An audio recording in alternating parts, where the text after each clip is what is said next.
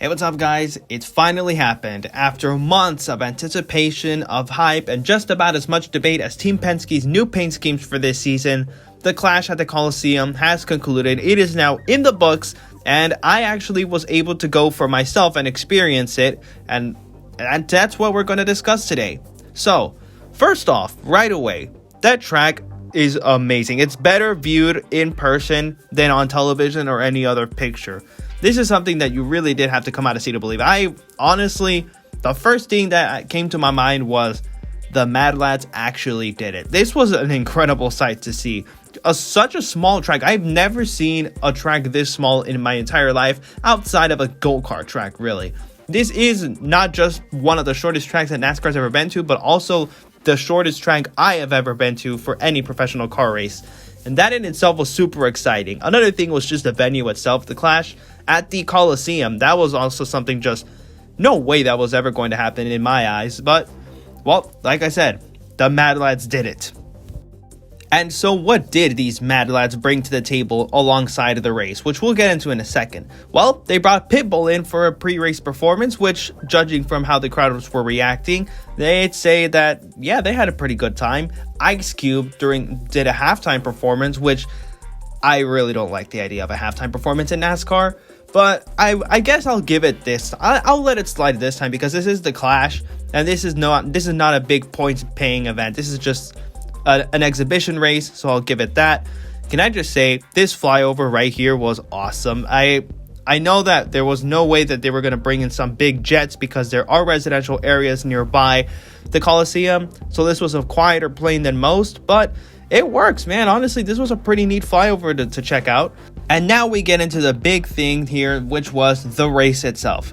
That was quite a fun race to watch. I will say, this is, like I said, the smallest racetrack that I've ever been to outside a go-kart track, and I have to say the racing in itself was really damn good. It wasn't perfect by any means. Part of it was the reliability issues that were plaguing these new cars. Now, I'll give them the benefit of the doubt. This is a brand new car, and so reliability was probably going to have a question mark above it anyway. So, you know, that was one way or another, it was going to be a bit of an issue. I hope it isn't that big of an issue at the Daytona 500 in a couple of weeks' time, because this was a 37.5 mile race total with all 150 laps in the books during the main event. Yep, 37.5 miles total. So, of course, that's absolutely nothing compared to a 500-mile event, much less the fact that here you're running at highway speed maximum, whereas at Daytona, you'll probably be hitting 200 miles per hour. So admittedly, I am a little bit concerned with this reliability going into the Daytona 500. But like I said, this is to be expected from a new car.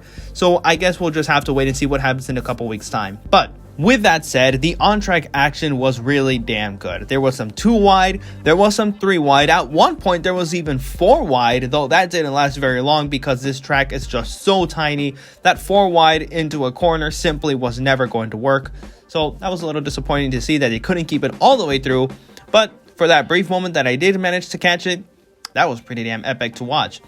There was some moments where there was single file racing, but I mean, at least it wasn't any of that choo-choo train racing that the Iceberg quotes about, or sorry, not the Iceberg, Black Flags Matter quotes about the Daytona 500 of 2013 and 21, which honestly, I have to agree, especially on the 21 race.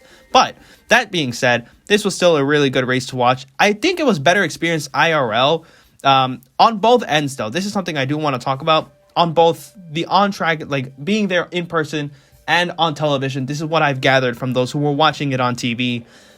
There were some issues. Now, I'm not sure if this plagued Fox as well, but I can tell you, I can confirm that at least in person during the driver intros, the speakers were just not at par with what we needed. It was just not on par with what we were expecting to hear, because I honestly couldn't hear very well with the driver intros up until I think Kevin Harvick or one of those drivers, like one of the drivers who were starting up front, more up front to the grid.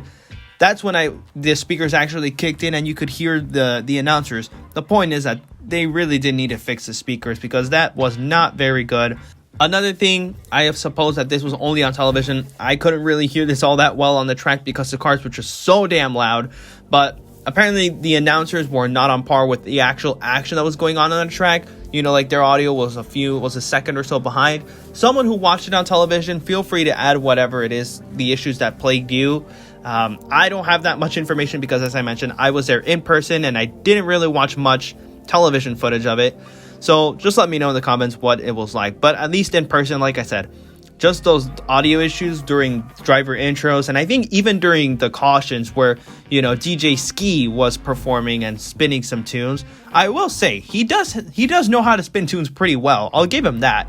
But it was just unfortunate that these speakers just couldn't keep up with it. It was an audio issue that I'll assume was of no fault of DJ Ski's own, but still, that's just a bummer, to be honest. That this is not supposed to happen. Not these audio issues.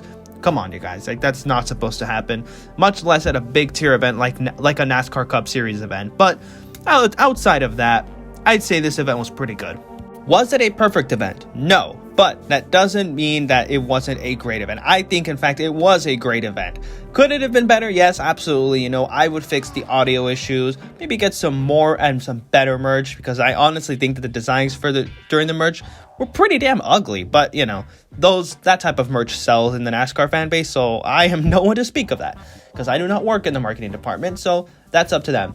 And also, just the overall experience, though, it was so much more enjoyable than I think I was ever expecting. You know, there were a lot of first-time NASCAR fans out there, new NASCAR fans, I should say, and it seemed like they were having a great time, so that's good. I think long-term, though, just real quick before I wrap this up, I think this could actually be the beginning of something a little different for NASCAR. This is the first time that they've done something like this. I know that this is not the first stadium they race at, but do I see them coming back to the Coliseum? Probably, you know. I don't rule it out. But at the same time, I'm not holding my breath entirely on it. Maybe they'll come back next year, if not the year after. I can't say for sure, but they probably will come back. I don't see why they wouldn't. This event garnered a lot of great ticket sales. Out of something like 60,000 or so that were able to attend, I think like 50,000 were there. So a lot of these guys didn't care about the horrendous traffic that LA is known for, especially out at USC. Good God, that traffic was a mess. But that's out of NASCAR's control, you know. That's just LA for you. But other than that, I really do feel like this event was great overall. There were some stuff that they need to work out, but for the most part, I feel like next year or whenever they do come back, if they do, it'll definitely be a much better experience. And honestly, that's saying something, because overall, this event was just a world of fun to experience. So to be able to top this, it's not going to be easy, but I feel like NASCAR has a good shot at it. We'll see what happens. You know, honestly, I'm curious to see where NASCAR goes from here, because the potential has just opened up widely. So with that, that's my experience at the Clash at the Coliseum. What did you guys think about it? Were you there in person or did you watch it on television? Let me know in the comments down below. Thank you guys so much for watching. I will see you guys in the next video.